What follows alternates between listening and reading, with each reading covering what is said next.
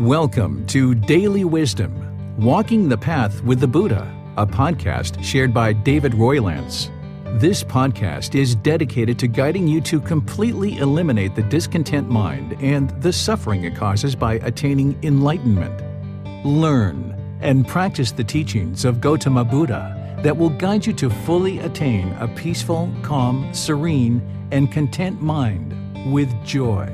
To support this podcast, visit patreon.com/support Buddha or visit buddhadailywisdom.com, where you will discover a full range of courses, retreats, and online learning resources to assist you on the path to enlightenment. Now, here's our teacher to share more.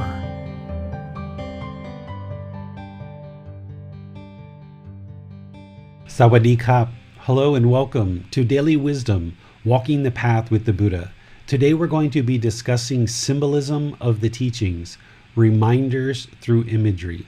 This is chapter 23 in the book Developing a Life Practice, The Path That Leads to Nibbana.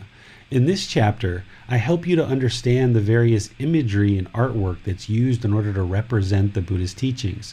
Because during his lifetime, he taught everything orally. There wasn't books and there weren't videos or podcasts or Facebook groups to talk in. It was just all oral teaching, and people learned the teachings and then they thought about them, reflected on them, and actually practiced them in their daily life. And because the language that he spoke in, it wasn't a written language, the way that he would use in order to remind people of the teachings is that if you sat in a discourse with him and you learned something like the Eightfold Path, for example, then they had a symbol that would help to represent the Eightfold Path, and you could recall those teachings and remember those teachings. And there were other various symbols that were used during his lifetime and afterwards in order to remind people of the teachings through imagery and artwork. And today, those things are still in existence. They're still being used even today. At a place like here in Thailand, they have temples all throughout Thailand, and over many, many hundreds of years, they've been building these temples with construction, of course, but then also with artwork and imagery, so that as the various people all throughout the countryside have donated money to build these temples, now there's so many temples throughout Thailand that it's almost like a activity that families will often do, where they go around and they visit these temples. And some of these temples are 700, 800, 1,000 years old, and they will go around as a family activity and they will visit these various temples and start looking around and kind of exploring these temples. And they're quite large, and some of them have quite a lot of land.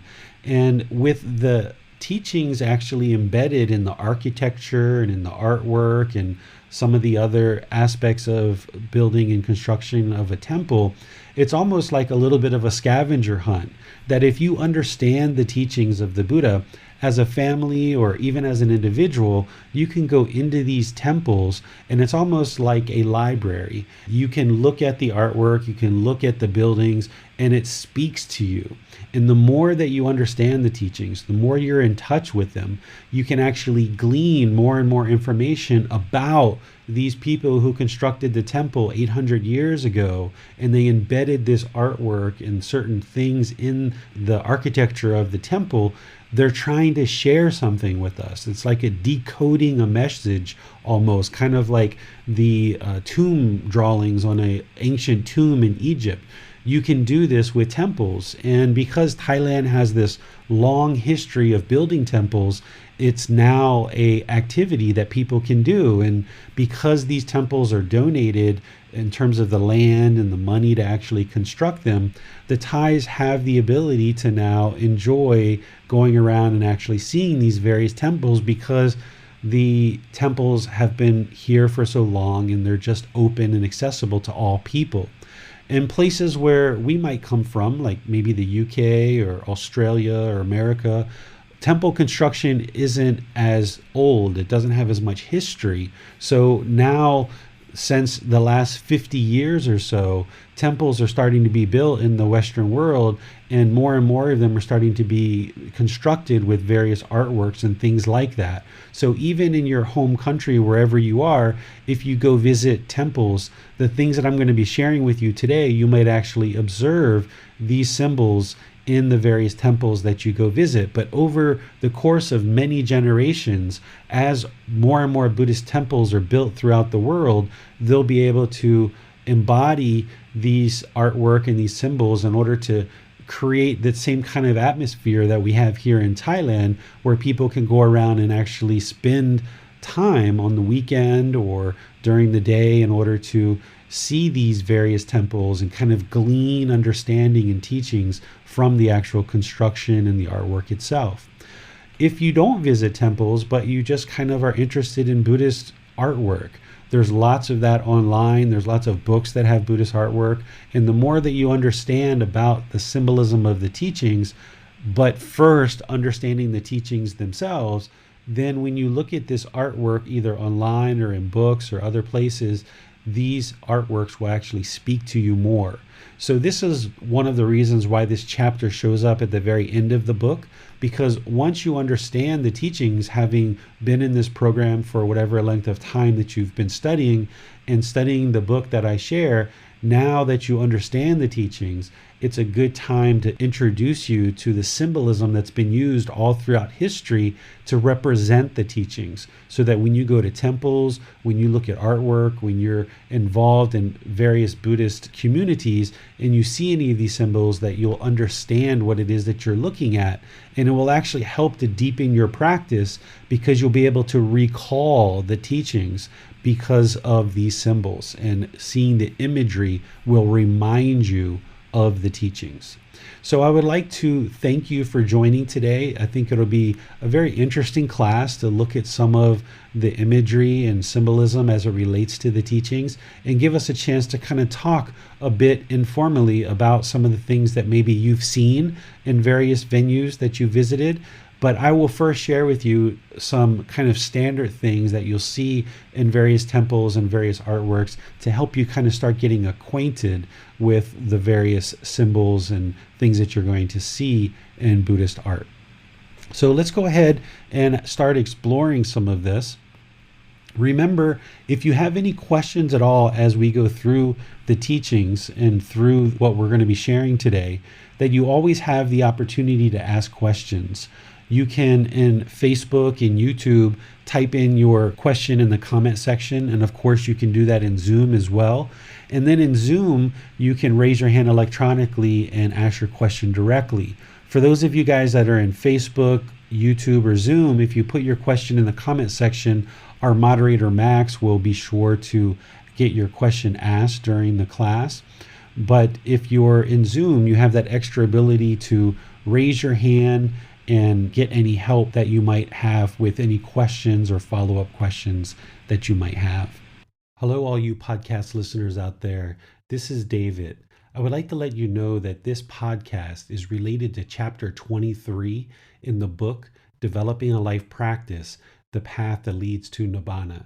In order for you to get the most out of this podcast, it's important for you to have the book in front of you and actually view the images that are being shared. You don't absolutely have to have the images, but it will certainly make your learning experience much better. So if you would like to download this book, Developing a Life Practice, The Path That Leads to Nibbana, just look inside the show notes of this podcast and you'll see a link there for the free book. Enjoy the podcast. So this very first symbol that I'm sharing with you, the one in the middle is the most common. This is what we refer to as the symbol of enlightenment, or some people might refer to this as the Na, N-A. I've heard people refer to it as that. This is the symbol of enlightenment, the one in the middle. This is the most common. The other two are also symbols of enlightenment too, but they're kind of variations, right? Because we know through learning the teachings about impermanence, so there's more than just one symbol that represents enlightenment. But the one in the center, the largest one, is the one that is most common, that you'll see most frequently. And if you understand the path to enlightenment, this particular symbol represents it. So let me describe it to you. This symbol starts at the very bottom in the middle where you see it circling around and around. It starts at that middle point. And the idea is this is kind of like the beginning of whatever life we had long time ago. In this long stream of lives that we've had, there was kind of the initial life, whatever that was. And then we've kind of been winding around in this cycle of rebirth. We've just been winding and winding and winding and winding. And this path has been very difficult. That's why it's kind of wide and dark and kind of gray on some of the corners and edges. But eventually we wind and wind and wind around the cycle of rebirth. And then eventually we start getting access to the teachings and start to understand this path to enlightenment. And that's where it kind of comes out of this circle and it starts progressing forward. But as it's progressing forward, notice that the path is still very wide because the mind doesn't understand the path to enlightenment. It's not very clear. It's not very refined. But as you walk forward on this path, the path becomes more and more refined because you start understanding the path more clearly through learning and practicing the teachings. And then as you're walking forward on the path, you feel like you're walking forward, but then you take a couple of steps back. And then you kind of make this walk forward and you're walking forward, and then you take a couple of steps back. And then you walk forward and take a couple of steps back. But notice how the path is narrowing, and getting more and more narrow until all the way up at the top at the center, where you eventually get to the top. And that is kind of the ascension to enlightenment, where you have finally attain enlightenment and you narrow in on the teachings and you actually experience the enlightened mind. So this is the symbol of enlightenment, and you'll oftentimes see this in artwork in various places. You'll see it sometimes on Buddhist statues at the third eye. The third eye is right in between the eyebrows, between the two eyes. And because it's a symbol of enlightenment, it's oftentimes on the statue of the Buddha right in the center of the eyes. Now, it doesn't mean that he had this symbol tattooed on his forehead in the middle of his eyes. It's just the artist's representation of the Buddha was enlightened. You'll sometimes see this on paintings or drawings. You might see it on the base of a Buddha statue. Some of the bhikkhus or the ordained practitioners will have these fans that when they're chanting and they're lined up chanting, they'll kind of hold a fan in order to kind of not allow their eyes to gaze out at the audience. It kind of blocks their view. And on this fan, it has different artwork. And you'll sometimes see this image on the fans kind of embroidered into the fan itself. And of course, I've seen some people that even get tattoos of this particular thing, this particular symbol at different parts of their body as well. So that's what this symbol is. And the other two on the sides are just showing impermanence, that it's essentially the same concept, that at the bottom of the image, it's winding around, very confused. You can see the bottom, it's just winding around and not really sure where it's going. And then boom, it gets on the path. And now it makes this nice, beautiful ascension. But still, as it's ascending up, it goes forward and then it comes back. It goes forward, takes a couple steps back, but it narrows in closer and closer to enlightenment. And this is how you can oftentimes feel when you're on the path to enlightenment. Your meditation practice, if you're judging it, can feel like it's going really, really well, and then you feel like you take a step back. You can have these periods of 2, 3, 4 weeks or months where you're not experiencing any discontentedness, any anger, any frustration, and then something can happen and whoom, there can be a lot of anger, frustration that comes in, and it feels like you're taking some steps back. But you've got to keep your mind focused on the goal, which is forward progress. And you're always making forward progress. And that's what this symbol is showing, is there's always forward progress. And you just keep your mind focused on that forward progress, not being dissuaded or pushed back just because you've maybe experienced some anger or frustration here and there. Don't allow that to get you down. Just keep working towards the ultimate goal, which is the enlightened mind. So let me pause here and see if you guys have any questions on this particular image, or if you've seen this image anywhere and you'd like to share about it, or if you've seen something similar and you have some questions about it, you're welcome to ask any questions about it. David, do we know the origin of this image? Does this date back until the time of the Buddha himself? I have a feeling that it does, because these imageries, pretty much all these images seem to go back to the lifetime of the Buddha, but we don't really know for sure because the Pali text, from as far as I know, doesn't have any imagery in it. It doesn't have any artwork. It's all text. But I'm pretty sure all of these images that I'm going to be sharing with you and all of the representations of these images go back to his lifetime, because that's how they originated, is because they weren't writing things down and it was an oral tradition. They spoke about the teachings, they described enlightenment, they described the Eightfold Path, the Four Noble Truths, the 5 precepts, and all these different things, but then they used images to kind of capture what it is that was being discussed, so that when somebody sees it, it reminds you, that's what it is. And it kind of helps you to recall the teachings that you heard from the Buddha or one of his monks. Right, so these were, in a way, used instead of words, as we would write things down today. Instead of writing, instead of books or text or things like this, since people were sitting and listening orally and learning the teachings orally and remembering them, once you kind of had the teachings in your mind and you heard them in a few discourses, then you could observe these images and recall. And it's kind of a way to help you remember the teachings and kind of further soak them into the mind. Thank you, David. Okay, I can see that we have a couple of hands up. So let's go to James first. Over to you, James. So, David, I was wondering, the symbols on this tab, do the circles at the top and bottom have any particular meaning? I'm not sure 100%. I'm sure they do to the artist or whoever created these, but I don't know myself what those might mean. Okay. I was also wondering about tattoos. You mentioned that sometimes people have these on tattoos. Is there any relevance to tattoos in the practice, or is that perhaps recommended or discouraged in any way?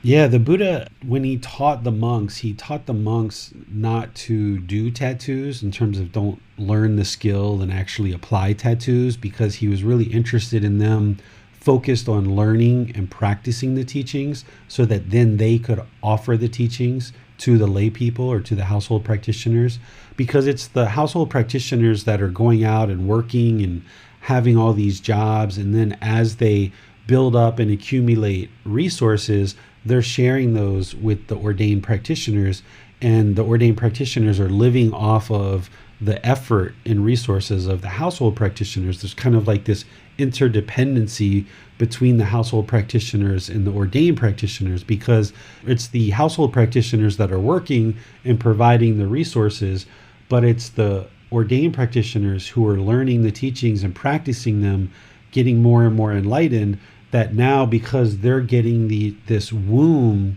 in which to learn and practice the teachings where they don't have to work, their work is to learn and practice the teachings so that they can become more and more enlightened. And the Gotama is that as the household practitioners are giving food and resources, the ordained practitioners are giving teachings. So the food and resources are helping the ordained practitioners to be able to live this life where they don't have to focus on work and a house and a car and clothes and medicine and all this other stuff. And then as a way of repaying and kind of giving the Gotama back to the household practitioners, they're supposed to be giving teachings to benefit their life. So the Buddha wasn't interested in having the ordained practitioners spend their time and effort and energy to learn this skill of tattooing, because he was interested in them actually learning the teachings and practicing the teachings so they could become more enlightened and share those teachings with the household practitioners. That this other task or this other activity of tattooing, to actually give tattoos, was kind of taking them away from the actual responsibility of learning, practicing, and sharing the teachings. In addition, I suspect that the Buddha also wasn't interested in the monks giving tattoos, because it kind of takes the practitioners' minds away from non-self. Because what non-self is all about is not having the mind falsely identify with the body as being, this is body is David, and this self-identity and the self-image. So if monks are going around decorating and beautifying the physical body, then it's kind of taking the practitioner's mind in the direction of, well, this body is mine, and I do need to decorate it, and I do need to look good for other people. And the more I beautify this body, the more I feel good about it, and the more I look and feel good in front of other people. Where the Buddha was trying to teach through the teachings of non-self to let go of the body and thinking this physical body needs to be decorated or beautified in any particular way, but just be satisfied and content with what it is. So he taught not to tattoo in terms of the monks or ordained practitioners learning the skill, but in terms of what would be good for an actual practitioner, it's up to you. It's your choice. If you have a craving, desire, or an attachment to decorating the body and getting a tattoo, and that's one of those things that you need to fulfill in order to extinguish it, then go ahead and do that. But just keep in mind that that tattoo by itself isn't going to create any extra peacefulness or calmness in the mind. It's through disassociating with this physical body and not allowing the mind to falsely identify with this body that is going to ultimately bring the peacefulness of the enlightened mental state. And if you would like to get a tattoo, go for it. If you would prefer not to have a tattoo, then don't. But just be sure that you look at any kind of craving, desire, attachment, this mental longing with a strong eagerness, because oftentimes what happens is someone gets one tattoo and then it's another one and it's another one and it's another one. And not that there's anything wrong with tattooing, but oftentimes it's coming from craving, and we want to decorate the whole entire body and add more and more and more. It's just one more tattoo and one more tattoo and one more tattoo, searching for this external pleasure or this external satisfaction. It's just like, one more pair of shoes, one more piece of jewelry, one more this, one more that. Where an enlightened mind can potentially go inward. The goal is that as you train the mind, that you're looking inward and finding that peacefulness and contentedness internally, rather than relying on this external thing to create that for you, because it won't create it. But there's nothing wrong with tattoos. The Buddhist teachings aren't about getting everyone to conform to a certain way of being. So he never taught to not get tattoos. But you can kind of surmise, if you understand the teachings of non-self, you can kind of see very clearly that a tattoo is really decorating the physical body, and you really need to make sure that you're not allowing the mind to falsely identify with this body as being the self if you're going to choose to get tattoos. Thank you, David. You're welcome. And one thing I will add to that is, if you do decide to get tattoos, I don't suggest that you actually get any tattoos representing the Buddha himself, like his face or something like this. Like, there's occasionally people who will do that. And sometimes people will even put Buddhist tattoos very low on their body, like around their ankle, or I've even seen a Buddhist tattoo on their foot.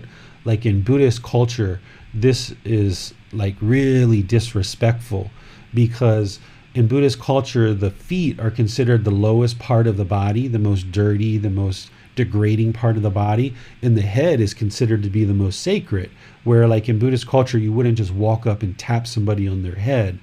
And likewise, you wouldn't put your feet towards anybody. You would always keep your feet close by, because if you can imagine people walking around pretty much without shoes during the Buddhist time, your feet are quite dirty. And typically before you went into a house, people would wash their feet before they went into somebody's house. So even though you've washed your feet, you've been walking around in dirt and mud and all these different things.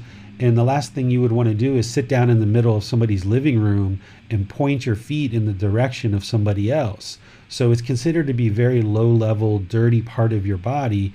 And that wouldn't be the appropriate place to get a Buddhist tattoo, is on your foot or your ankle or your leg.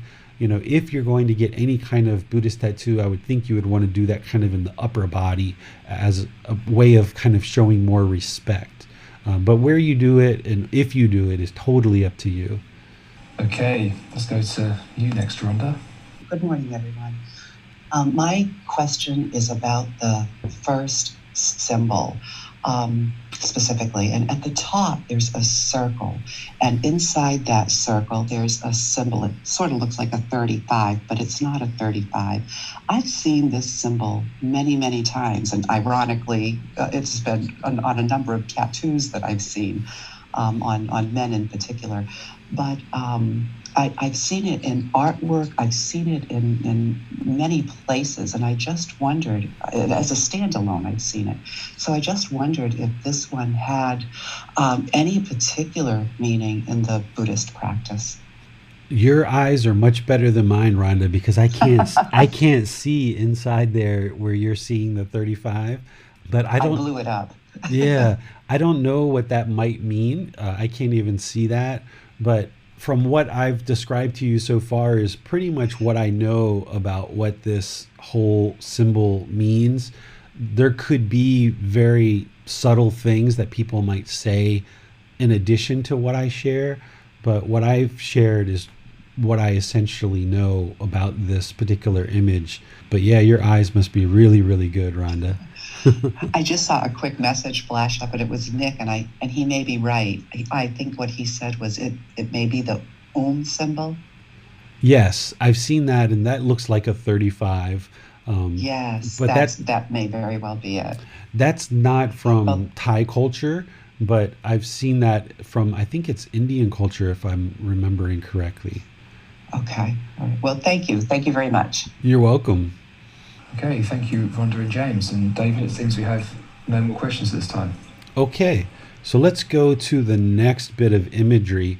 And this particular image is what we call the Dhamma wheel. This image most frequently is represented with 8 spokes, okay? The Dhamma are the teachings of the Buddha, and of course, the path to enlightenment, the eightfold path, is the path to enlightenment. So the wheel itself is representing the cycle of rebirth and this continuous cycle that people are in and all of us are in until you actually attain enlightenment. You've escaped that cycle of rebirth. And it's the eightfold path, which is the path leading to the elimination of discontentedness in the mind that leads to the elimination of this cycle of rebirth. So each one of these spokes represents a step on the eightfold path. So right view, right intention, right speech, right action, right livelihood, right effort, right mindfulness, and right concentration are each of the 8 spokes. And you'll see this in different artwork, different statues. Here, the one on my far right, as I'm looking at it, it's on the right. That's just kind of a cartoony kind of picture that you'll see in a lot of different places, a lot of different artworks. The one on the far left is what we call like a temple marker. When they build the main building of a temple, they will mark out 9 locations and say kind of this is like the land of the actual temple. But the actual temple complex is much larger than just where the main building is. But this main building will have 8 markers on the outside in the 8 directions of the compass. And then in the middle, there's a 9th marker, which is essentially right in the middle of the building, but it's buried down under the ground. So if you ever go to like a temple construction, what they do is they have these big balls, and the lay people or the household practitioners will provide donations, and they will help the temple to actually do the construction through the donations. And the household practitioners will drop these big, huge balls, probably the size of a very large basketball, and they'll drop it down into the ground, and then they bury it, and they kind of mark out the land. And then once the temple's constructed, they will put these markers above the ground to mark where these markers are in the ground. And there's 8 in 8 directions of the compass, and there's 1 in the middle of the actual building itself, but that one doesn't get an external marker. It's just in the ground itself. And the markers are different from each temple to each temple, right? You can imagine that in Buddhist culture, there's no interest in trying to build every single temple to look exactly the same because they understand impermanence. So I've never actually been in two temples that look exactly the same. Every single temple is completely different. But this particular picture is of a particular temple marker that is using this wheel. But not every temple marker will actually use this wheel. This is just one place that you'll actually see it. And then the picture in the center, here I'm talking with a student at a local forest temple here, and there was a whole group of students with us. But there you can see a Buddhist statue behind me, and you can see that the Dhamma wheel is actually behind the head of the Buddha. And this is a common place that you will see even in artwork. You will see that they'll place the Dhamma wheel behind the head of a Buddha. And this is another one of those little known facts that people aren't familiar with, is that the reason why they do this is because the whole idea behind a Dhamma wheel is that when a Buddha awakens to enlightenment, a Buddha actually spins or turns this Dhamma wheel. And the location of the actual Dhamma wheel is at the top of the head of a Buddha. So where the top of the skull and the back of the skull come together, there's going to be a flat spot. The point where the skull and the back of the skull meet, there's like a flat spot on the top of the head. And when a Buddha awakens from enlightenment, they will use their hand and they will spin this Dhamma wheel counterclockwise. And the significance of this is that this is seen as a stepping forward for all of humanity. Because as we talked about yesterday in our Pali Canon and English program, the arising of a Buddha in the world to become awakened and enlightened as a self-awakened Buddha is extremely rare in the world. And when that happens, to be alive during that time is very rare, but it's also a very great time to be alive because the teachings to attain enlightenment are going to really shine in the world because this Buddha, this individual, has attained enlightenment on their own, and they have deep, deep, deep, profound wisdom of what it takes to actually attain enlightenment. So a Buddha awakening and turning that Dhamma wheel on their head, it's seen as a big step forward for civilization and for humanity, because now during that lifetime of the Buddha, the teachings to attain enlightenment are really vibrant in the world. They're well situated in the world. They're readily accessible through this human being who has attained enlightenment in that particular life as a Buddha. So when the Buddha awoke over 2,500 years ago, he would have turned this Dhamma wheel, and it's considered to be a stepping forward of civilization, that at that particular point, civilization had taken a big step forward. As a species, we're all able to evolve due to the teachings that he shared. And then any new Buddha that awakens would know this and would turn the Dhamma wheel on their head as kind of like a symbol or a significance of humanity stepping forward. So when you see a Dhamma wheel, it represents this cycle of rebirth. It represents the 8 spokes, represent the 8 steps on the Eightfold Path, but you will oftentimes see it placed behind the head of a image of what someone is representing as a Buddha, either a Buddha statue or an artwork. If they're depicting him, they will oftentimes put this Dhamma wheel behind his head, because that's where the Dhamma wheel is essentially located, is on the top of the head of a Buddha. So any questions on this one? We have a question from Judith. Regarding the turning of the wheel counterclockwise, is there a meaning about whether it goes clockwise or anti-clockwise? Not as far as I know. I just know that it turns counterclockwise.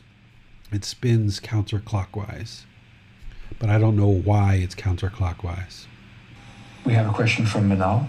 Are these the same wheels which people spin at Thai temples?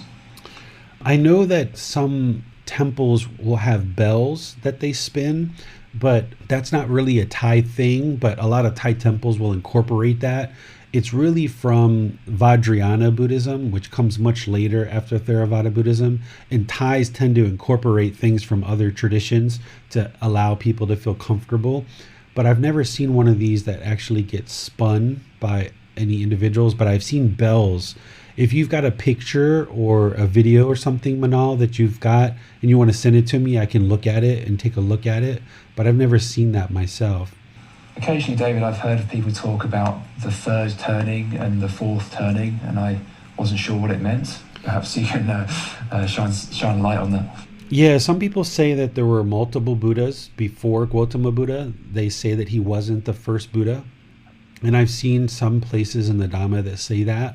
But I've also seen places in the Dhamma where the Buddha is saying that he's the originator. He's the originator of the path, the discoverer of the path. So because the Buddha is so important in my life and his teachings have impacted my life so much, I usually tend to think that he was the only Buddha. But this goes against what most people typically think. They actually think that there were multiple Buddhas. This is the only conflict that I've actually seen in the Pali Canon, where I've seen teachings from the Buddha speaking that's in the Pali Canon that says he's the originator, the discoverer, the declarer of the path to enlightenment. But then I've also seen other teachings in the same Pali Canon where the Buddha is talking about other Buddhas. So I'm not sure why that discrepancy is there. That's the only conflict that I've actually seen.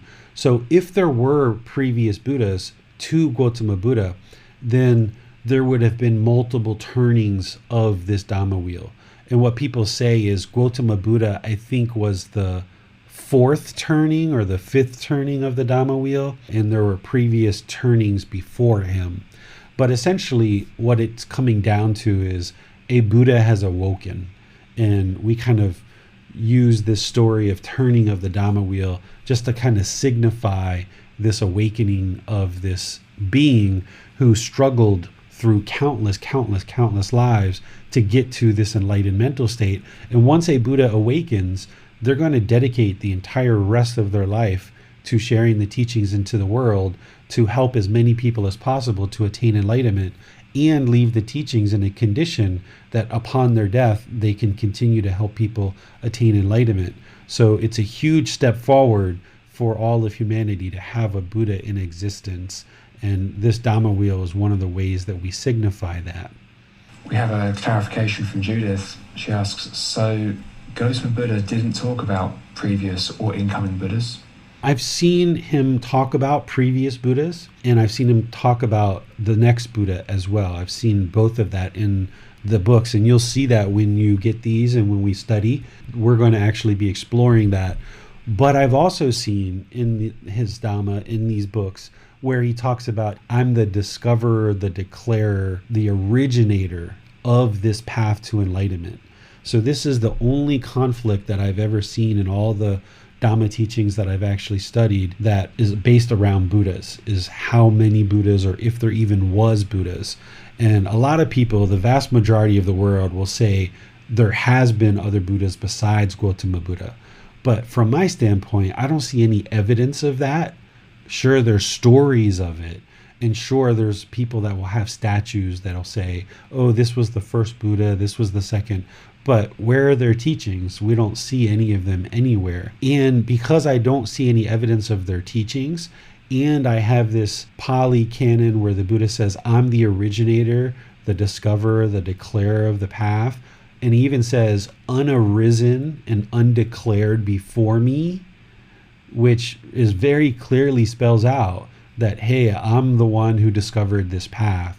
So even though we have some writings that it appears that the Buddha may have been talking about other Buddhas, this evidence is so much more clear to me that I feel like he was the only Buddha. And because I don't see any evidence of any previous Buddhas here around me, I don't see any text or any teachings, or nobody can share what did those Buddhas actually teach and where are their teachings today. So since we're lacking evidence of those other Buddhas, and we only have a little bit of text here and there that's even describing what these Buddhas might have been, but we've got a ton of evidence that shows that Gotama Buddha existed, and we've got this evidence that says he was the discoverer, declarer, originator of the path, undeclared prior to him. This to me says that, okay, he was the only Buddha. But in reality, it really doesn't matter whether there was 100 Buddhas or there was 2 Buddhas or there was 20 Buddhas. what really matters is that you learn and practice the teachings now to attain enlightenment now in your lifetime. How many Buddhas actually existed, it doesn't really change the fact that, okay, you've got this unenlightened mind and you need to learn and practice the teachings in order to attain enlightenment. So I always like to bring it back to that and put it into perspective that it would be interesting to know exactly how many Buddhas there were, but in reality, it really doesn't matter, because the goal is to train this mind right now in this life to attain enlightenment. I have a question about this right hand image, David. Right in the center, there's a circular image. Almost looks a bit like a yin-yang symbol, but with 3 little sections in there. I was wondering if there's any significance to that, whether that's just artistic. You guys have much better eyes than me. I can't see that at all. I'm sure there's some significance, right? Like, artists don't do things by mistake. Artists always have meaning behind what it is that they're putting in their artwork. And oftentimes with particular artwork, it's only the artist that truly, really knows. All the rest of us are just kind of guessing. But in terms of the things that I've shared with you are things that are kind of common knowledge that people know. But then there's all these little uniquenesses that really, truly only the artist actually probably knows.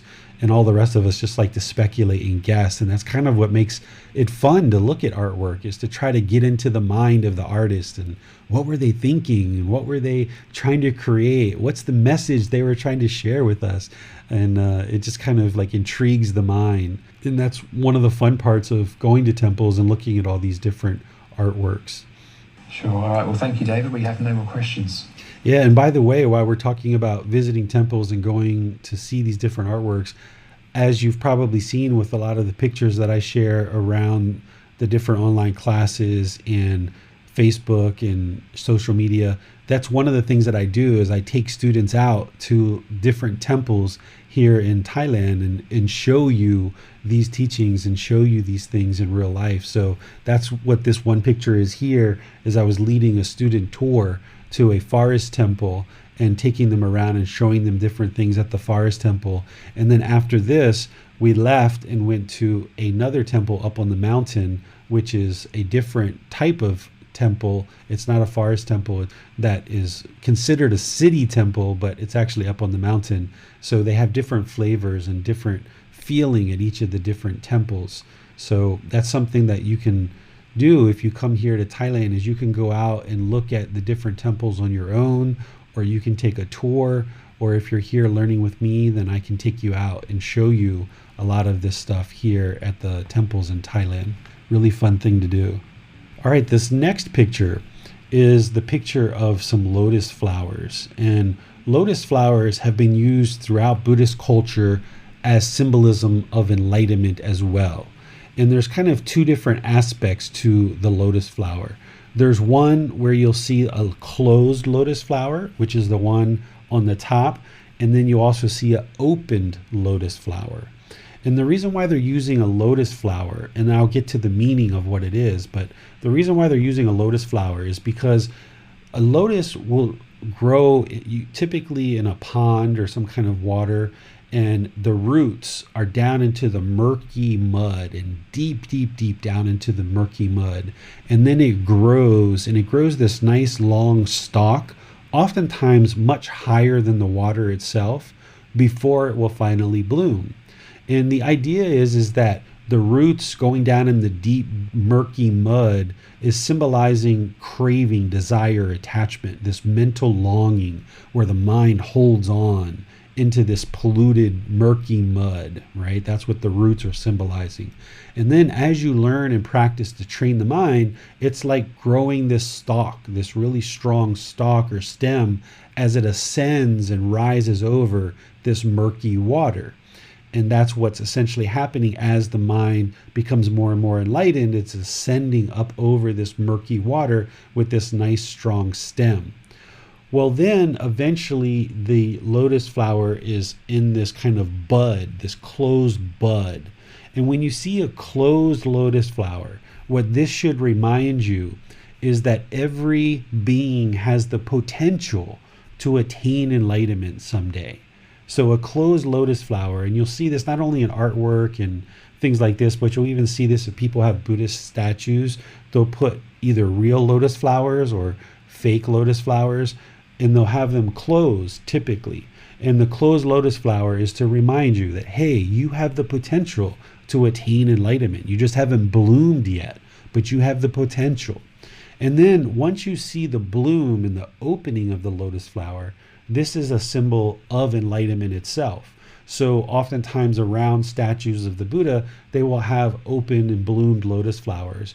Or even the statue of the Buddha himself, if you look really closely at the base of the statue, they will oftentimes have a big bloomed lotus flower built into the actual statue itself, and the Buddha is kind of sitting on a bloomed lotus flower, representing enlightenment, that he's attained enlightenment.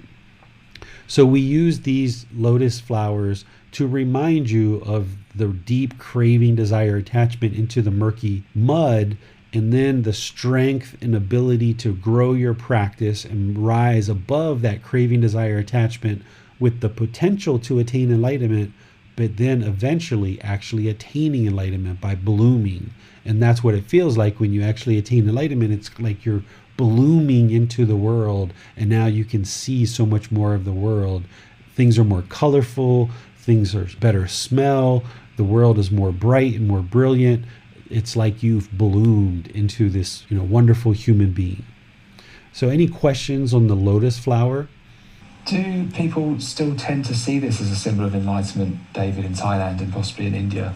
Yeah, quite a bit. You'll see here in Thailand lots of lotus flowers, either in artwork or real lotus flowers. If a temple is set up where they have like big Buddhist statues, there'll be lotus flowers typically out at the front of the temple that you can give donations to the temple, and they'll give you lotus flowers, and then you go in and you place them in the front by the statues as a way of kind of showing your respect and gratitude and appreciation to the Buddha for his teachings. And you'll see lotus flowers around quite a bit. I also just wanted to check with you why we don't read about the Lotus Sutra so much in Theravada. I know that it's talked about a lot in other Buddhist traditions, but it seems like the lotus is maybe more of a prominent symbol in those other traditions than Theravada, but appreciate your thoughts on that. Yeah, I haven't read the sutras in the way that a lot of people read them. Some people read the entire sutra and they'll know it as the Lotus Sutra or the different names. The way that I learned the sutras is through these books in these very manageable, digestible bits. And I found these to be much more penetrating because from what I've seen in some of these sutras, they can go on and on and on for, a good 30, 45-minute read, some of them. And by the time you get to the end of it, it's just like so much information that's maybe cluttered in the mind, because an unenlightened mind is very cluttered and very muddled. So I never learned the teachings that way in the long form sutra. So I don't even know what the Lotus Sutra is. But these particular teachings in the Buddha Vajrayana books that are just very potent, very specific, 1, 2, 3, 4 pages long, this is how I learned them, not as part of the bigger sutra, but as an extract. And for me, these are much more potent because they give you exactly what you need for a particular topic or topic area, rather than having to read the entire sutra, which may have 4, 5, 6, 8 different topics in any one given sutra. So I don't really have an answer for your question there, Max, about the Lotus Sutra or how other traditions are maybe using lotuses, because I've never found a need to dabble into Mahayana or Vajrayana or Zen Buddhism or any of these other traditions. I was always interested in learning what it was that the Buddha was teaching, because he was the fully perfectly enlightened Buddha, and I felt like it's important to learn what he taught. And all these other traditions, while I'm sure there's people that find lots of value in them, I've never needed to go outside of the Theravada tradition to find anything else, because everything that I've discovered and learned in the Theravada tradition has led exactly where the Pali Canon and Gotama Buddha said, this unshakable mind where eliminating discontentedness And this peaceful, calm, serene, content mind with joy can be experienced through the teachings that exist in the Theravada tradition. So I haven't never had a need to go outside into any other tradition. I have very cursory knowledge of these other traditions, but it is common for practitioners and teachers of these other traditions to come to Theravada teachings because there are certain things that they feel like they need in order to kind of fully round out what it is that they're trying to understand to actually attain enlightenment. So I don't see very many Theravada people going into those other schools, but I see more of those traditions coming to Theravada teachings to try to kind of fill the gaps of what it is that they're missing in their tradition. Okay, we have a question from Javier. He asks, why do people build home altars? And he has actually also shared an image. I think, though, the question, why do people build home altars, is a good one. Yeah, so from the lifetime of the Buddha, there's been a lot of change, a lot of impermanence. During the lifetime of the Buddha, there were no images captured of him. We know there wasn't any cameras, right? There wasn't even any artistic renditions of him, and there weren't any statues cast of him. He wasn't interested in people capturing his image or worshiping a statue or anything like this. So by the time he died, all they really had were physical descriptions of him that were apparently written into the Pali Canon. And the artwork that I use, that image that I use, that you see on all the different things that I use, that was an artistic drawing that was done based on the description of him in the Pali Canon. And this looks like a human being from that region of the world, as opposed to some of these statues that look like almost non-human in some cases. But by the time that Gotama Buddha died, there was no images or statues of him. He didn't ever teach for there to be statues of him or anything like this. But later, what ends up happening is people that were part of Buddhist teachings and Buddhist culture start coming in contact with the Greeks. And during that time frame, the Greeks were making statues of their gods, because Greeks had many different gods that they believed in during that time frame. And when the Buddhist people saw that the Greek people were making statues of their gods, well, the Buddhists kind of looked around and like, well, what can we make a statue out of? Well, let's make a statue out of our Buddha. And if you look at the Thai statues of the Buddha or any statues from the Theravada tradition, they almost look very Greek in nature. Their lines, the lines that they use, the artistic rendition of the image that they're casting for Buddha statues have somewhat of an appearance of Greek statues and Greek artwork. But by the time you get into Mahayana and Vajrayana Buddhism, the images of the Buddha actually change. And typically what you'll see is Thais will cast statues that look very Thai, Chinese will cast statues and have artwork that look very Chinese, Japanese, and so forth and so on. Every culture kind of wants Gautama Buddha to be from their culture, so they cast statues and artwork that look very much like themselves.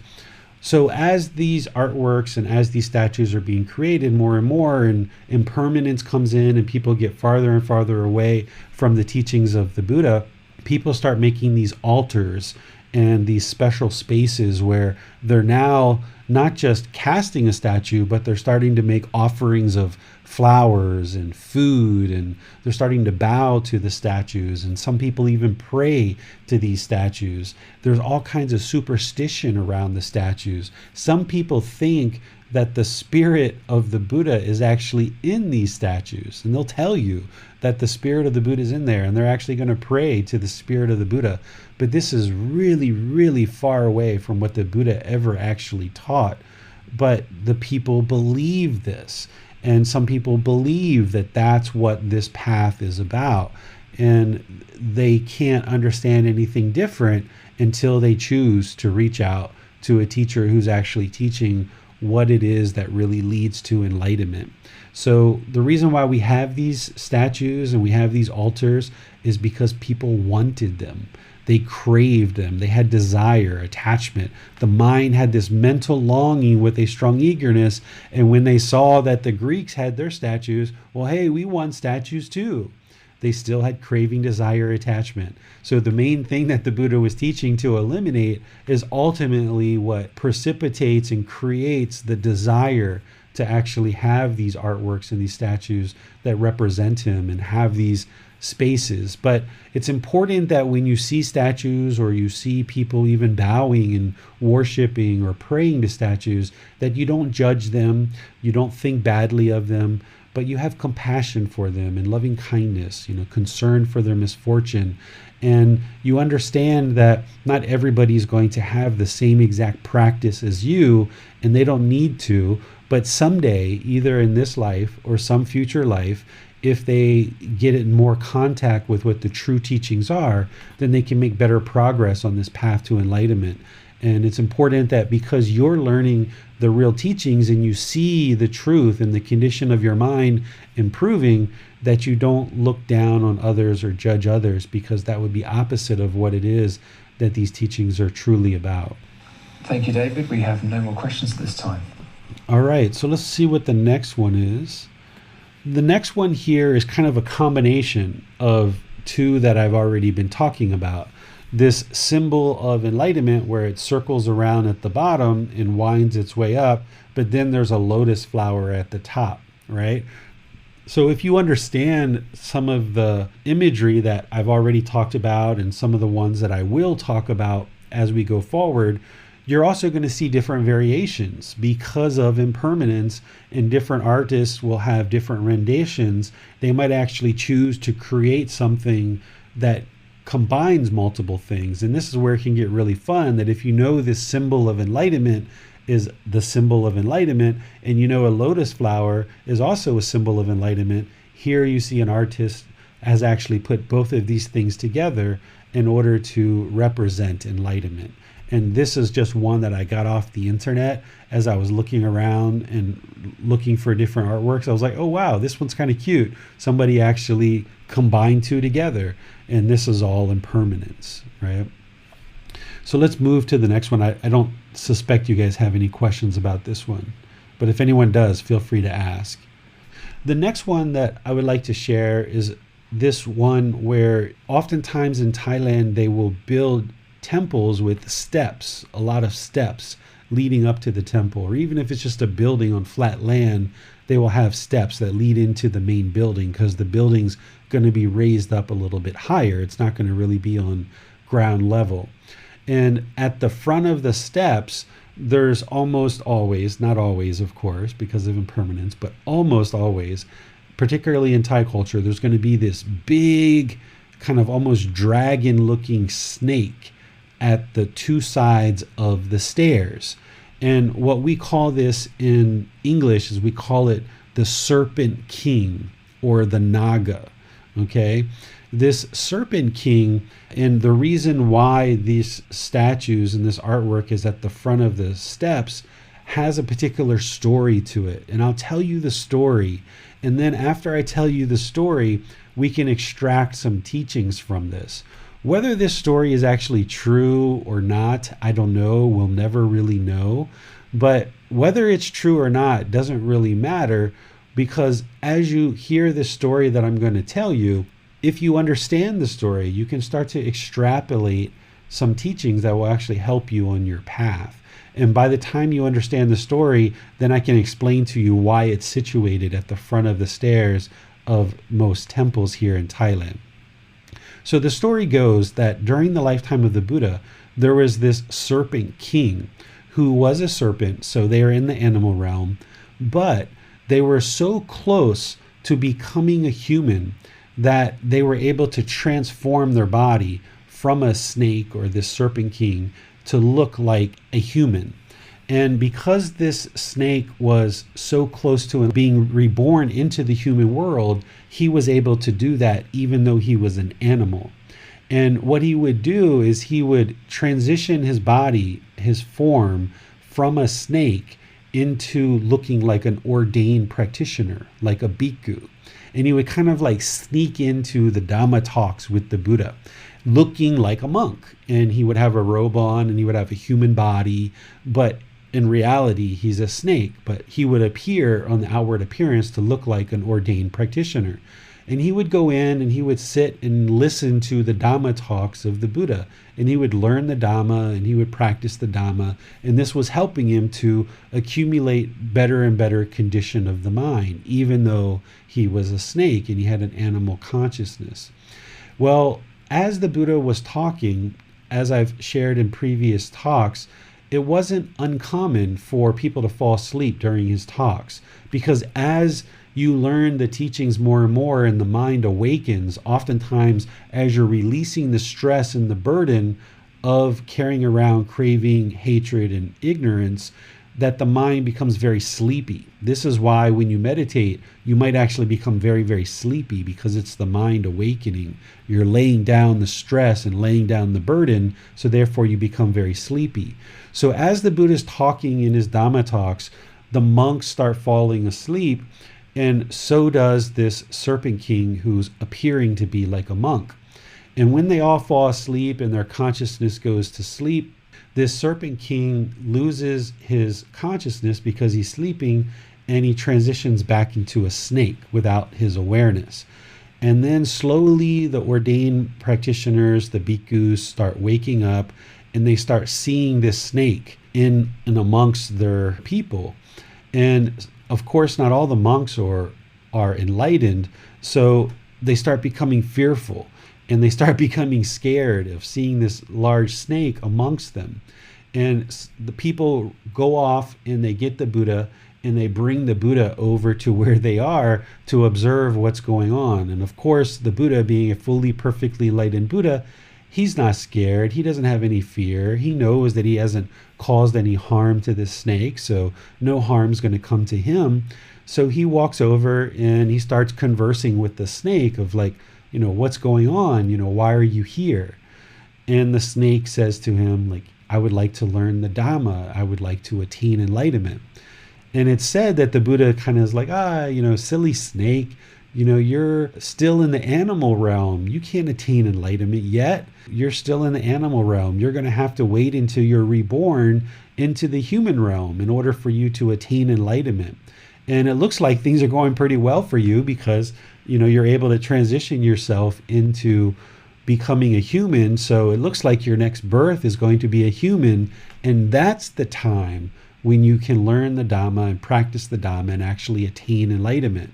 But until then, I would like you to no longer come to my Dhamma talks, because you're scaring all the monks and they're getting kind of afraid of you. So I would like you to not come into the Dhamma talks anymore. So the snake actually agrees with the Buddha, but he tells the Buddha, he says, since you won't let me actually learn the Dhamma and actually I am not able to attain enlightenment in this life, I'm going to go outside and I'm going to stand guard. I'm going to be the protector of the Dhamma. And anybody who chooses to come past me is going to have good intentions to learn and practice the Dhamma in order to attain enlightenment. And I'm kind of going to be the protector who protects the Dhamma from any evildoers. So this is why they put the artwork on the front steps of a temple, to represent this story of this snake that comes out and stands guard and protects the Dhamma. And the idea is that when you start walking up these stairs, that you don't have any ill will against the Dhamma, that you have no interest in disparaging the Dhamma or causing harm to the Dhamma. Your only interest is to support and encourage and motivate and help the Dhamma grow in the world by passing through this snake and moving up these stairs. The things that you can extrapolate from this story is, of course, that only humans and heavenly beings can attain enlightenment. In the animal realm, you can't attain enlightenment, right? So that's an important takeaway. Another important takeaway is that enlightened beings don't have fear. Unenlightened beings are going to have fear. So you need to learn to ensure that you eliminate any fear. And it's important that when you enter into these temples and things like this, that you do so respectfully, and that when you go there, you go with good intentions. And what you'll notice is the grounds of temples here in Thailand, at least, are very calm and very peaceful, and people wear a respectful clothing. and ensure that when they're showing up to a temple that they do so respectfully with good intentions. So those are just some of the things that you can extrapolate from this story. Again, whether it's true or false, I don't know. I've never seen a snake today that can transform itself into a human, or at least I've never observed that happening. If there's any human walking among us that is actually a snake, I wouldn't know it. But I've never seen that with my own eyes. So I have a tendency to think that this story is an embellishment, but it does contain within it some of the teachings of the Buddha. So that actually helps us to learn and understand the Buddhist teachings. So that's why I share it. And also because you're going to see these large serpent kings pretty much at most temples. As you go around Buddhist temples, you'll see them at the front of the steps. And it can remind you, thank goodness I'm not an animal. I'm a human. I can learn and practice the teachings to attain enlightenment and train your mind to eliminate any fear. And this can be a good reminder for you through these symbolisms of the teachings. So any questions on the Naga or the Serpent King? In this middle image, David, it looks like he's wearing some kind of saddle. Is that right?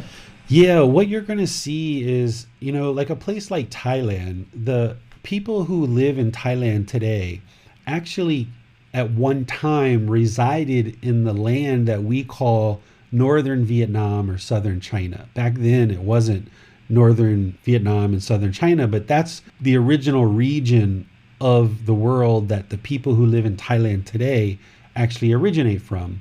And then as the Chinese were kind of expanding and putting kind of pressure down on those people, they actually started migrating westward and then eventually came down into what we now know as Thailand today. Well, these people have a bunch of indigenous practices of animism and other practices, a lot of superstitions and things like this. And we know this migration happened because there's linguistic experts and people who look at cultural traditions and spiritual traditions, and you can see that when people migrate, they don't just pick up everybody and then move. There's actually a smattering of people that stay along that migration path that have the same ethnic background, the same genes, the same linguistics, the same culture, all kind of sprinkled along that migration path as it comes down into Thailand. And today in Thailand, there's Buddhist practitioners who consider them Buddhist. But when Buddhism came, we think that it actually came from Sri Lanka. And it came from kind of the region of the world that we call today Nepal or northeastern India. And it migrated down into Sri Lanka. And then the historians think that it kind of jumped from Sri Lanka over into Thailand. And when things like that come into a region of the world, it's not like everybody got transmission of the Buddhist teachings on Friday and there was some memo that went out and told everybody, all right, get rid of all that stuff that you guys were doing before. On Monday, we're going to start with Buddhism 2.0. And we're going to all start with Buddhism 2.0 fresh from the beginning, right? That's not how these kind of teachings come into a region of the world like Thailand. So because these indigenous people made their way into Thailand and they were practicing very animistic and folk traditions and very ancient traditions from their ancestors, when Buddhism came in, they just kind of like melded all of it together. And this is why the Buddhist teachings in some communities here in Thailand and other parts of the world, it's very fuzzy. It's very gray of exactly what is Buddhism and what are these animistic practices or what are these folk traditions that have just been around for centuries. So what you're seeing here in this picture with kind of a blanket, and some of these pictures you might even see like sodas or fruit or things like this. What some people here believe is that this artwork of the Serpent King actually has a spirit in there, and they're going to be making offerings to this artwork. So when you go into these temple complexes, not everybody understands the teachings in the same way as you because of impermanence. So you're going to see all kinds of different things going on in any one particular temple complex. And this is one of the reasons why I bring the students to this particular temple, because this particular temple has a real mixture of all kinds of different things. And I can very clearly walk students through a temple and show them very clearly, this is folk traditions, this is animism, this is Theravada Buddhism, this is Mahayana Buddhism, this is Vajrayana Buddhism, and you can see it very clearly the more that you understand the teachings. But for the average local person who might participate at this temple, to them it's just all Buddhism. But in reality, it's a really kind of a merging of all of these different traditions together, because that's the way they got introduced into the world, that people still held on to their folk traditions and their animism when Buddhism came in. And what my goal has been in teaching the Buddhist teachings is to make it very clear what are the Buddhist teachings and what really truly leads to enlightenment. Even being here in Thailand and amongst all of these different folk traditions, which I understand because I've been interacting in the Thai culture, you can see very clearly the more that you learn the Buddhist teachings and the more that you practice those, you'll be able to see very clearly what are the Buddhist teachings and what aren't the Buddhist teachings. And this particular thing that you're asking a question about, Max, is somebody has made kind of an offering of fabric to this particular statue as a way of paying respect to the spirit, which is not part of the path to enlightenment, but to the average Thai person, they might think it is. But again, we don't want to judge that person. We don't want to look down on them. It's just where they are in their practice. Because at one time, I used to have tons of statues. I used to bow to statues. I used to offer statues food and fruit and incense. And I used to have a spirit house in front of my business in America. And we did little ceremonies every morning for the spirits. So those things were kind of like an entryway into understanding what it is that I understand today. And what those things led me to understand is those things don't lead to enlightenment. So it actually was part of my journey. So when we see other people who are into these kind of things, we don't look down on them, we don't judge them. That's just where they are in their journey. And just be appreciative of where you are in your journey, that you have actually come into contact with the true pure teachings of the Buddha to be able to train your mind and get closer and closer to enlightenment. We have a question from Rhonda. There is a saying, there are snakes among us. While I don't believe it is used in a positive way, I wonder if there is something to it in this view, that it is not negative. Potentially. I'm not sure. The story that I've told you about these snakes is the one that I know. And I've shared this with some Thai people and some others, and they had never heard of this story before. But in the Buddha Vajana books, there's actually a story that you're going to find. It's in the 12th book. So it's going to be really towards the end of the Pali Canon and English program that you'll actually see this story that I'm telling you about is actually in the books. So we'll get to it, but not everybody understands this story that I'm sharing with you. But I think it's a really interesting one. And whenever I walk into the temples, it always reminds me of, thank goodness I'm human, right? It always reminds me, ensure that you don't have any fear, and also enter into the temple with good intentions to support and encourage the sharing of the Dhamma throughout the world. And then if I see people making offerings, it reminds me of, I was there at one point in my practice as well. And I'm really pleased that I've been able to get access to the true teachings of the Buddha and now be able to share them with you. And what I do on this particular tour is I take people to a forest temple first, and then I take them to this temple.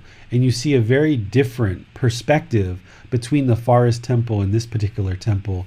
In the forest temple, they're typically pretty remote and they're very basic. So these particular artworks at the forest temple we go to is essentially just sandstone. It's just kind of a brown tone. But by the time you get to this temple that I take people to, you can see it's much more ornate, right? It's painted gold and green and, some teeth showing there, some white teeth and some pink gums and things like this, because this particular temple is much more visited. So it has a lot more money and income. So they tend to make it more ornate. where the forest temples aren't typically visited as much, so they don't have as much income and as much offerings and donations to be able to make their temple look as nice. But also, they're not really interested in that. Typically, the forest temples are people who are really deep into learning and practicing the teachings, and they're not really interested in having necessarily a beautiful temple. They're really interested in focusing on the teachings, of learning and practicing the teachings. So you'll see a difference between the two types of temples. If you've ever seen pictures of like lots of gold and very ornate temples, those are what I can share with you as maybe like city temples, even though they're not always in the city. But it's one particular sect of Buddhism in Thailand where the forest temples are a different sect. And 90% of the temples and monks in Thailand are of this kind of what I'm calling a city temple, where only about 10% are of the forest tradition. But they're very different in terms of the way they approach the teachings and in the way that they set up their temples. Another thing you sometimes see outside temples, David, is this green-skinned being, often carrying a sword, sometimes in pairs, standing at front gates. I was wondering what they are. What's the significance of these creatures? Yeah, we call those yak, Y-A-K. They're essentially like big giants. And they have various mythical, magical stories that go with them. And I don't even really know what a lot of those stories are. I just know that they're called yaks. They're big giants, and there's lots of stories behind them. I think what they are supposed to do is they're supposed to eat bad karma or like dark karma or something like that. But again, that's like really far away from the Buddhist teachings. The only way to get rid of unwholesome karma is you've got to train your mind and clean up your life and clean up the mind in order to improve the condition of your mind and the condition of your life. There's no rites, rituals, ceremonies, or worship that you can do through these giants or any of these statues or artwork. They're not going to do anything for you. It's just artwork. Okay, thank you, David. We have no more questions this time. Okay, let's see if we have any more in here. Yeah, here we go. This is a really common one. The picture in the middle is actually a picture of the tree, the famous tree that people say that the Buddha attained enlightenment under. Okay, but we'll talk about that in a moment. This particular tree is of a particular variety of tree, and the leaf is depicted in these other pictures around that I have here. Most people refer to this as a Bodhi tree, but in the book I give the scientific name in case you're interested in that. But this leaf has become a symbol of enlightenment itself, because as you notice, it's got this big base, and then you see that little sliver going up, right? And kind of the ascension of enlightenment. So oftentimes you'll see people use this leaf as a symbol of enlightenment, because most people will say that the Buddha attained enlightenment under this tree. But from everything that I know, I don't think that that's actually what the Buddha said based on his teachings, because there's not just one moment where you attain enlightenment. It's not like a switch. You don't turn it on or turn it off. What the Buddha talks about, and from what my experience has been, and I think probably what your experience is becoming, is it's a gradual progression. It's gradually learning, gradually applying the teachings and practice in your daily life, and gradually training the mind to awaken more and more and more to this enlightened mental state. So there's not just this one moment under a particular tree that he attained enlightenment, but most people will attribute this tree to where he actually attained enlightenment. And from the story that I know is, and also what I experienced, is this gradual progression of enlightenment is what he was doing when he was in the forest. He was gradually awakening the mind over multiple years to attain enlightenment.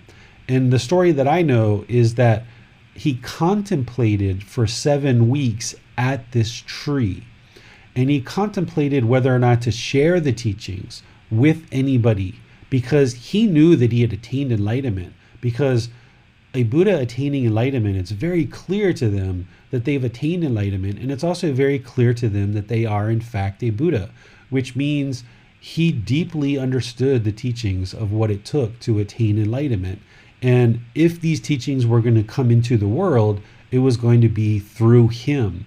But since he had the experience of studying alongside of other students and knowing what they were doing was so far away from what it was that he had learned that led to his enlightenment, he thought that if he started teaching, that people would reject it and the world wasn't truly ready for what it was that he had to teach them.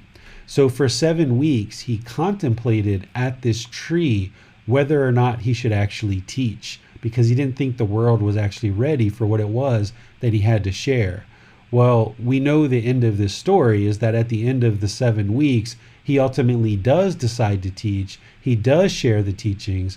People do learn them. People do become enlightened. And over the course of his lifetime and beyond, more and more people attain enlightenment until we are where we are today, which is where people have gotten further and further and further away from his teachings, where they've essentially become non-existent on the planet.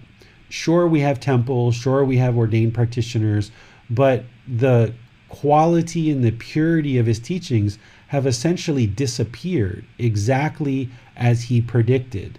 And his teachings are now at a point where it's timed for us to all learn and practice these teachings and start bringing them back into the world so that more and more people can understand what are the true teachings that lead to enlightenment.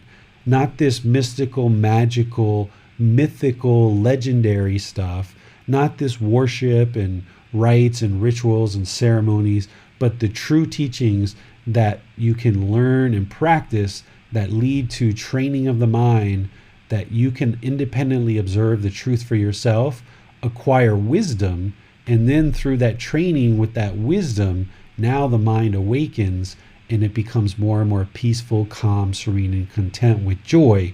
These teachings that I'm sharing with you are the teachings of the Buddha that can be brought back into the world and now revitalize his teachings throughout the world so that more and more Buddhist practitioners can learn what it really takes to attain enlightenment. So this particular tree is associated with the Buddha's attainment of enlightenment, but it really is this gradual progression. And you see that in the Dhamma teachings. I think that either the part that we just studied or some parts that we're going to study in the future, you'll see him talking about this gradual progression to enlightenment, that it wasn't this momentary, instantaneous enlightenment.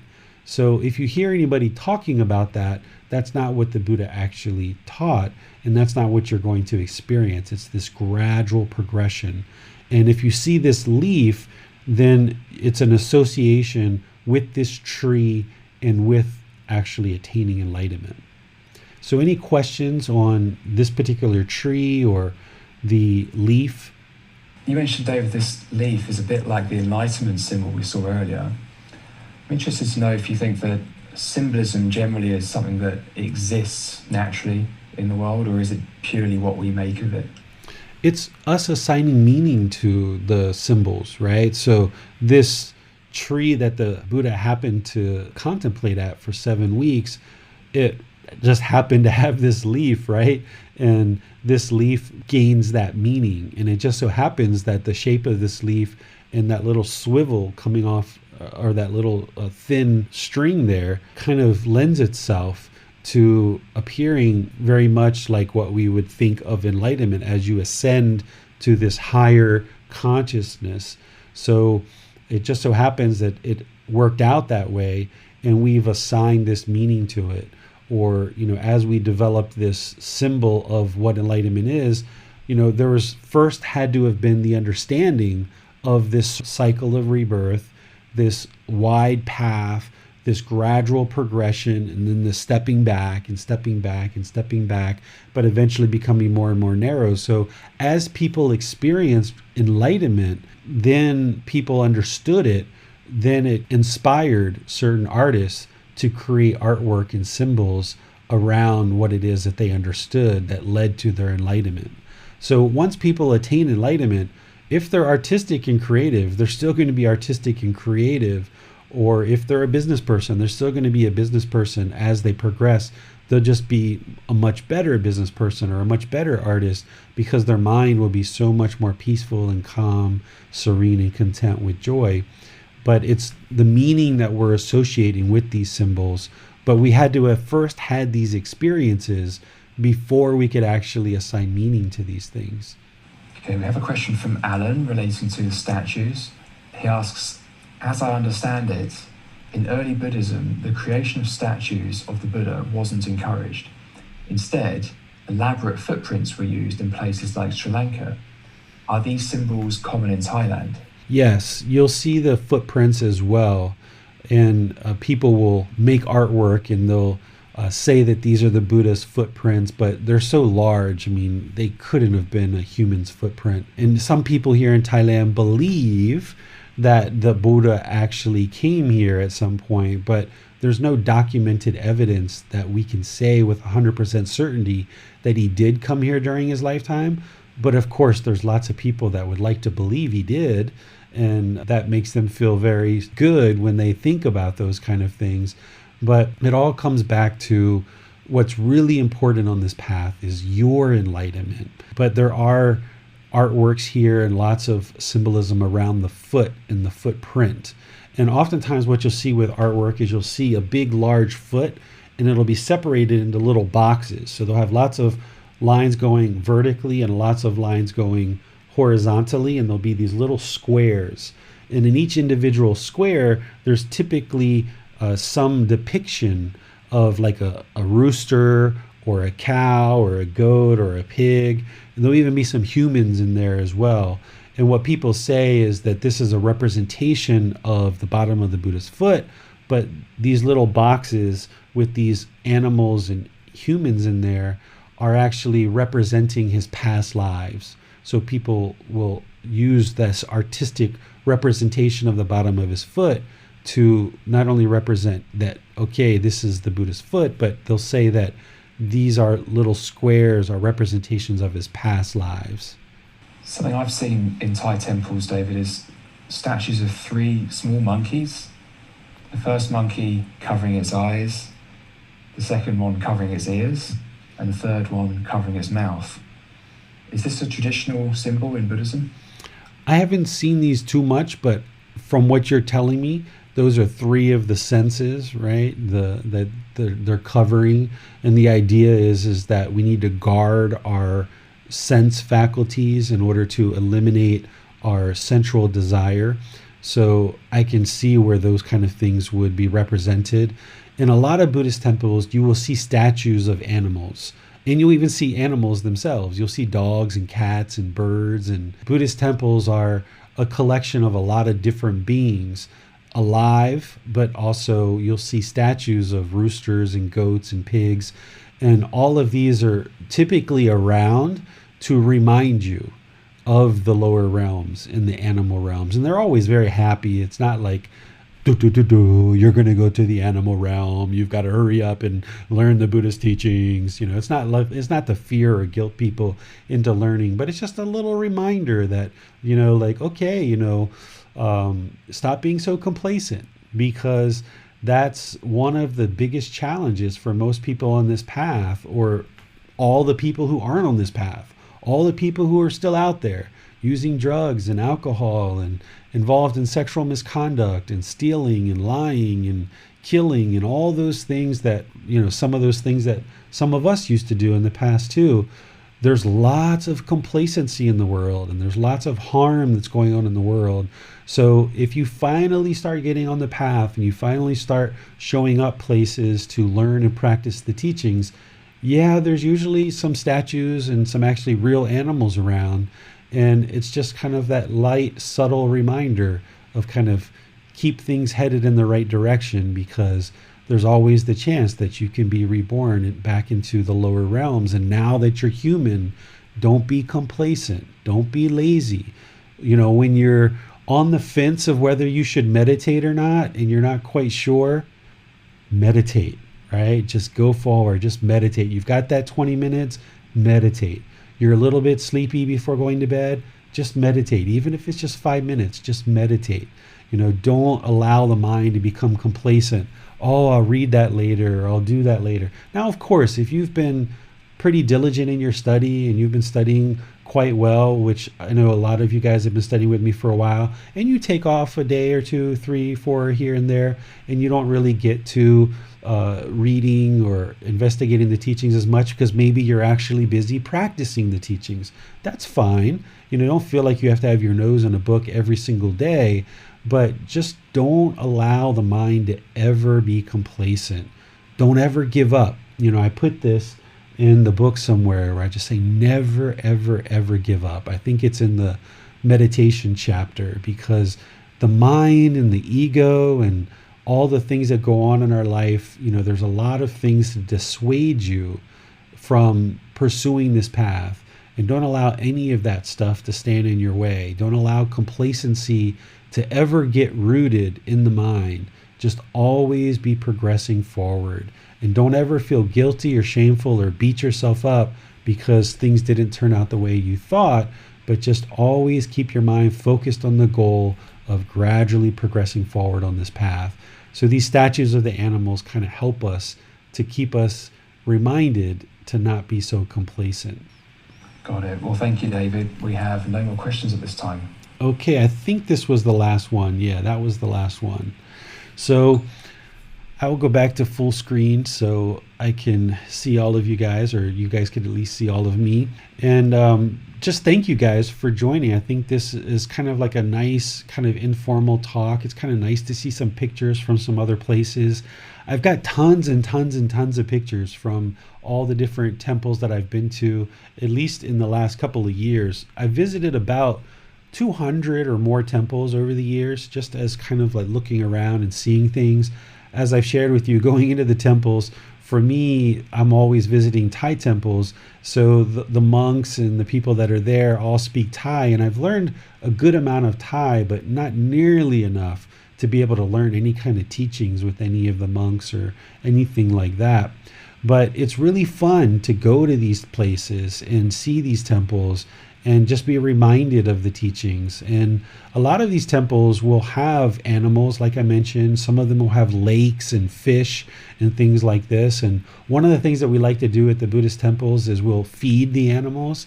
And our thought is that if we can just help the animal eat and not have so much craving and desire, then maybe they will get to a better life and be reborn into a better life in their next existence. So it's very common at Buddhist temples for there to be lots of animals, and you'll see people actually feeding the animals as well to help them maybe get to a better life. Because if you're an animal, one of the best places that we consider to be an animal is to actually reside at a Buddhist temple. Because even if that animal hears just 1 or 2 words of the Dhamma and they understand it, it might actually lead to a better rebirth in their next life.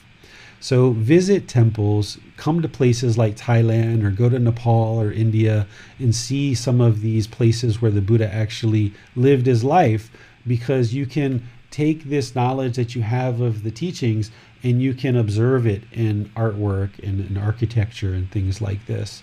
And it makes Buddhism really tangible when you know that the teachings that you've learned have led to an improved condition of your mind, an improved condition of your life, and you can stand in this temple that's 800 years old or 1,000 years old or what have you, or you can stand at the actual tree that the Buddha contemplated for 7 weeks, knowing how impactful his teachings are and have been for your life, to be able to stand at some of these places and draw in the feeling of being in these places. It can really be invigorating and kind of be very impactful and help you to eradicate any kind of complacency that might be there.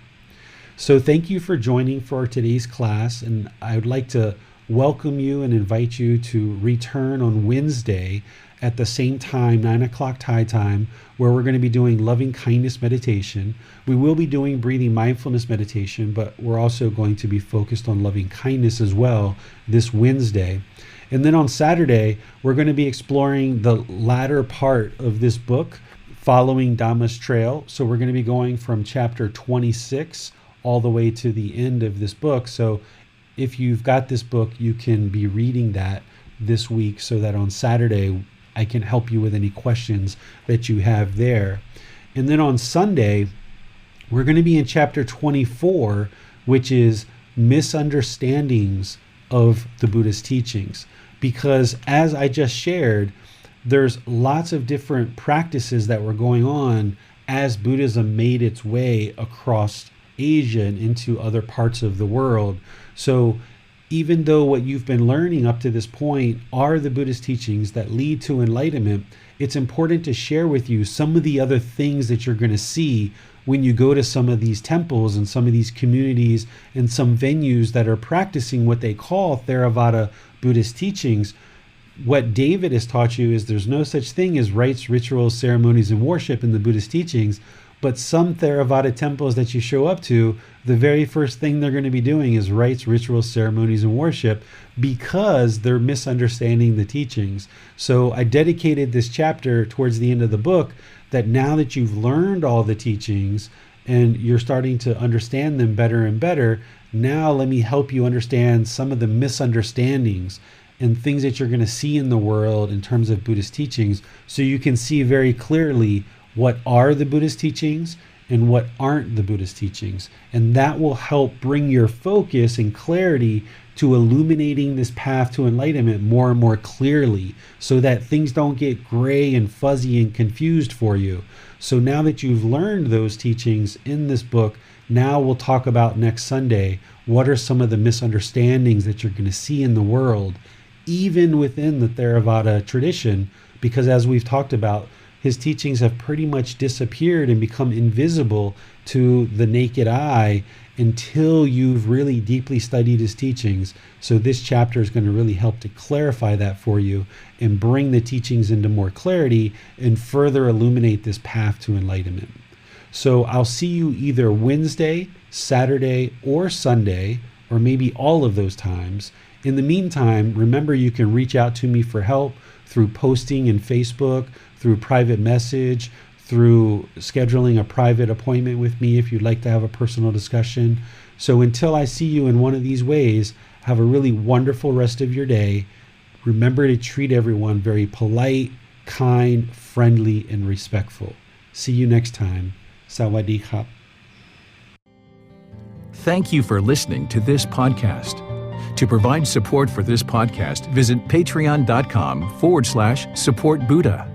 To access more teachings, visit buddhadailywisdom.com.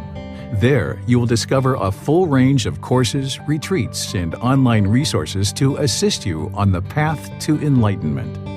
Remember to establish a daily, consistent meditation practice, along with learning and practicing these teachings. A well-developed meditation practice is the foundation in which to train the mind to attain enlightenment.